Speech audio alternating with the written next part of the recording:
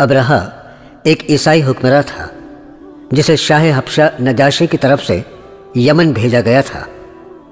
ابرہہ نے دیکھا کہ عرب کے لوگ حج کے لیے ہر سال مکہ معظمہ جاتے ہیں اور وہاں جا کر خانہ کعبہ کا طواف کرتے ہیں۔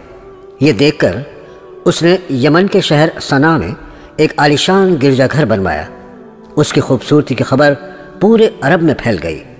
ابرہہ بادشاہ چاہتا تھا کہ اہل عرب خانہ کعبہ نہ جا کر اس کے بنوائے گئے گرجا گھر میں طواف کے لیے آئیں اور گرجا گھر کا طواف کریں، مگر کوئی بھی شخص اس کا طواف کرنے کے لیے نہیں جاتا تھا۔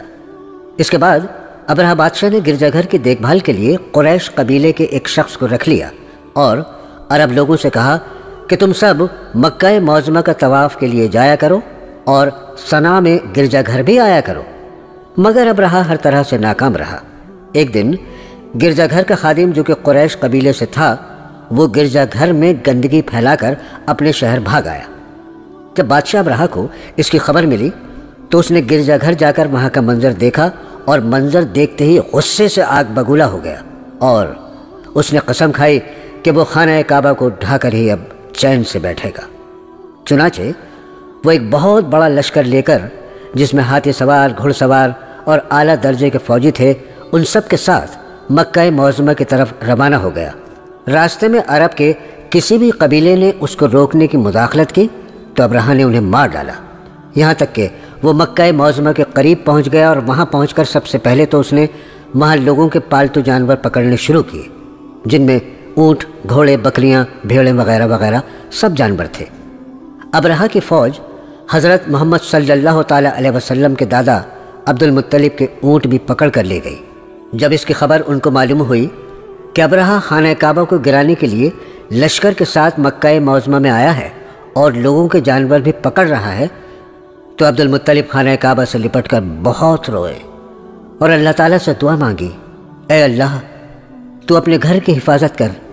عبد المطلب قریش کے کچھ سرداروں کو اپنے ساتھ لے کر ظالم ابرہہ کے پاس جا پہنچے اور اس سے اپنے اونٹوں کی واپسی کا مطالبہ کرنے لگے۔ ابرہہ عبد المطلب کی بات سن کر بڑا حیران ہوا اور کہنے لگا، تم نے اپنے اونٹوں کی واپسی کی بات تو کہی، مگر خانہ کعبہ کے بارے میں کچھ بھی نہیں کہا، جبکہ میں تو اس کو گرانے کے لیے آیا ہوں۔ عبد المطلب نے جواب دیا، اونٹ میرے ہیں اور میں ان کا مالک ہوں، اس لیے میں ان کو واپس لینے کے لیے آیا ہوں، اور خانہ کعبہ کا مالک اللہ ہے، وہ اپنے گھر کی خود حفاظت کر لے گا۔ یہ بات سن کر ابرہہ نے عبد المطلب کے اونٹ واپس کر دیے۔ وہ اپنے اونٹ واپس لے کر مکہ معظمہ چلے گئے۔ دوسرے دن ابرہہ نے پورے لشکر کے ساتھ خانہ کعبہ پر چڑھائی کر دی۔ ابرہہ کے لشکر میں ایک محمود نام کا ہاتھی تھا جس پر ابرہہ سواری کیا کرتا تھا۔ آج بھی وہ اسی ہاتھی پر بیٹھا تھا، مگر وہ ہاتھی خانہ کعبہ کی طرف نہیں بڑھا اور وہیں پر بیٹھ گیا۔ پھر ابرہہ دوسرے ہاتھی پر بیٹھ کر چڑھائی کرنے کے لیے آگے بڑھا۔ اچانک آسمان پر اڑتا ہوا ابابیل پرندوں کا ایک جھنڈ وہاں آ گیا۔ ان ابابیلوں کے پنجوں اور چونچ میں کنکریاں تھیں۔ وہ ابابیل پرندے اوپر سے کنکریاں ابرہہ کے لشکر پر گراتی تھیں، جس پر بھی وہ کنکری گرتی تھی وہ وہیں پر ہلاک ہو جاتا تھا۔ یہ منظر دیکھ کر ابرہہ بادشاہ کے ہوش اڑ گئے اور وہ گھبرا گیا۔ وہ گرتا پڑتا، چھپتا چھپاتا اپنے شہر صنعا تک آ پہنچا۔ آنے کے بعد وہ ایک دردناک عذاب میں مبتلا ہو گیا اور کچھ دنوں کے بعد وہ مر گیا۔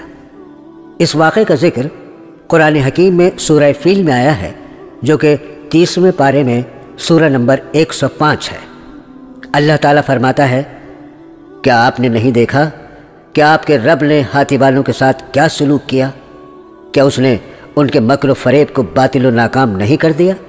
اور اس نے ان پر ہر سمت سے پرندوں کے جھنڈ بھیج دیے جو ان پر کنکریلے پتھر مارتے تھے۔